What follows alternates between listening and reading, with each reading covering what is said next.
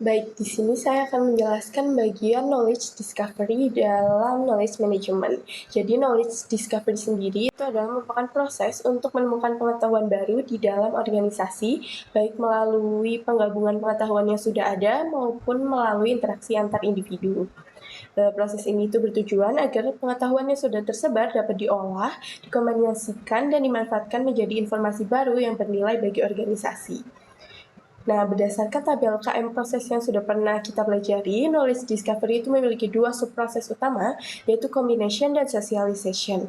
Combination sendiri itu merupakan proses penggabungan pengetahuan secara eksplisit, seperti dokumen dan laporan yang bisa diakses melalui web menjadi pengetahuan baru.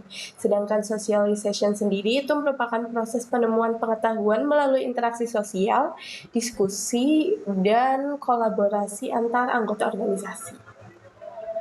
Nah, pada proses knowledge discovery, khususnya subproses combination, pengetahuan baru itu dihasilkan melalui penggabungan dan penyusunan kembali pengetahuan eksplisit yang sudah ada.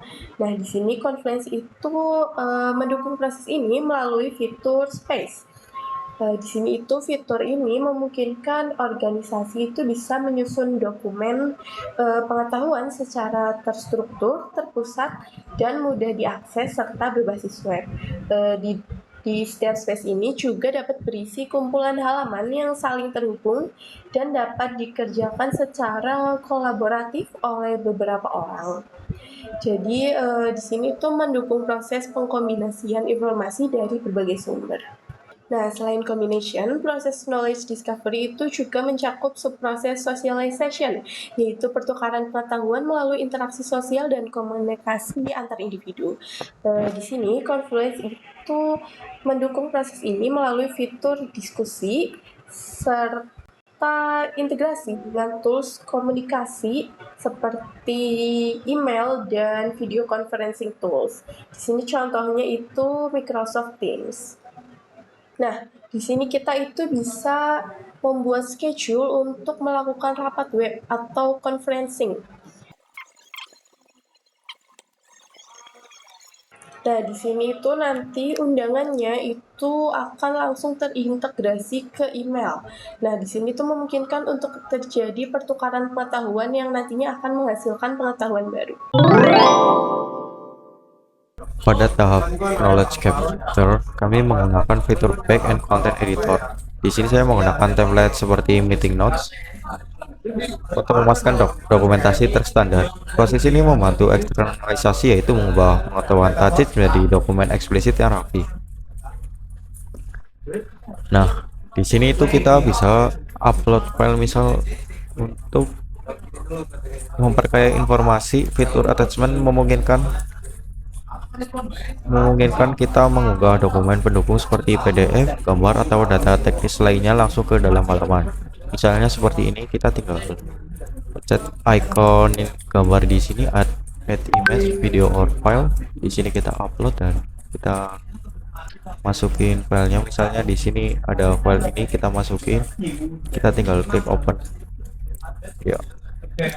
Selanjutnya di sini ada fitur draft dan auto save. Selama proses pembuatan sistem menjalankan fitur draft dan auto save, jadi setiap perubahan yang saya ketik otomatis tersimpan di cloud untuk menjaga kehilangan data sebelum dipublikasikan. Misalnya di sini kita ketik seperti ini, nanti otomatis di sini akan tersave ya. Lalu selanjutnya, setelah selesai disusun, kita tinggal klik publish untuk menyimpannya ke dalam sistem. Di sini ada publish ya, kita tinggal klik. Nah, kita publish. Nah, kita tunggu sampai terpublish. Nah, kalau sudah terpublish bakal kayak gini ya teman-teman. Ya. Terus selanjutnya, setelah Ini udah terpublish. Di pojok kanan atas ini ada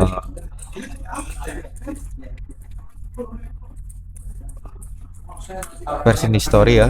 Di sini itu kita bisa lihat kayak perubahan yang terjadi dari waktu-waktu. Kita bisa lihat siapa yang ngedit dan mengembalikan versi dokumen jika diperlukan. Poin ketiga itu ada bagian sharing.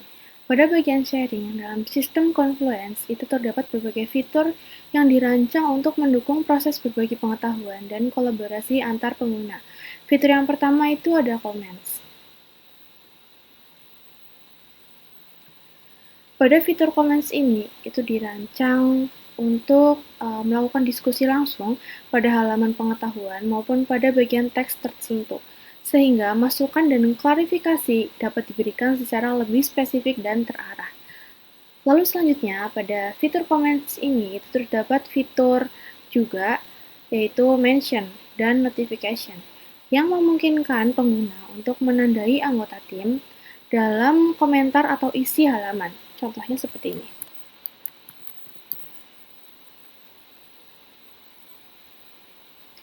Nah, dengan fitur ini, informasi penting dapat disampaikan secara tepat sasaran karena pengguna yang ditandai akan menerima notifikasi secara otomatis.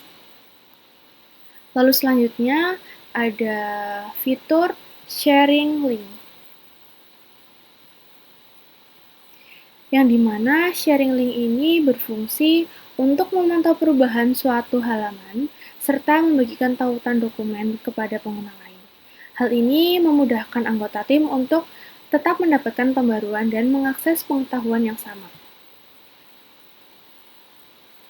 Pada fitur ini, kita dapat menambahkan nama, grup, atau email, lalu kita juga bisa memilih opsi apakah halaman ini akan kita public atau kita private. Lalu yang terakhir, seluruh aktivitas berbagi pengetahuan tersebut dapat terorganisir dalam fitur space.